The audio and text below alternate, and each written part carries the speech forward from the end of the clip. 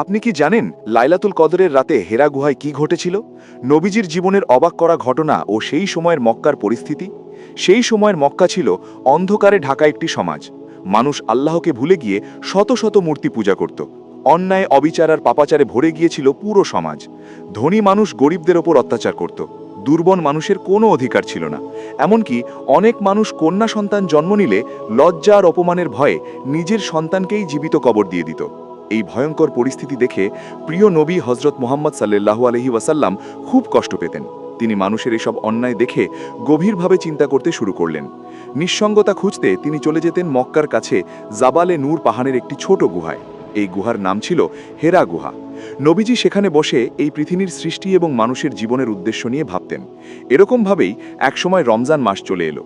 রমজানের শেষের দিকে এক গভীর নীরব রাতে নবীজি হেরা গুহার ভিতরে একা বসেছিলেন। হঠাৎ তিনি লক্ষ্য করলেন গুহার ভিতরে একজন অজানা ব্যক্তি দাঁড়িয়ে আছেন। এই দৃশ্য দেখে নবীজি বিস্মিত হয়ে গেলেন। সেই ব্যক্তি নবীজির কাছে এসে বললেন, ইকরা, পড়ো তোমার প্রভুর নামে।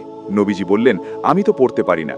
এরপর সেই ব্যক্তি নবীজিকে শক্ত করে জড়িয়ে ধরলেন এবং ছেড়ে দিলেন। তিনি আবার বললেন, ইকরা। নবীজি আবার বললেন, আমি তো পড়তে পারি না। এইভাবে 3 বার একই ঘটনা ঘটল। এরপর সেই ব্যক্তি পবিত্র কোরআনের সূরা আল আলাকের প্রথম 5টি আয়াত পাঠ করে শোনালেন। আর সেই ব্যক্তি কোনো মানুষ ছিলেন না, তিনি ছিলেন ফেরেশতা জিবরাইল আলাইহিসসালাম। এই রাতেই নাজির হয়েছিল পবিত্র কোরআনের প্রথম ওহী। আর এই রাত থেকেই শুরু হয়েছিল ইসলামের আলোর যাত্রা।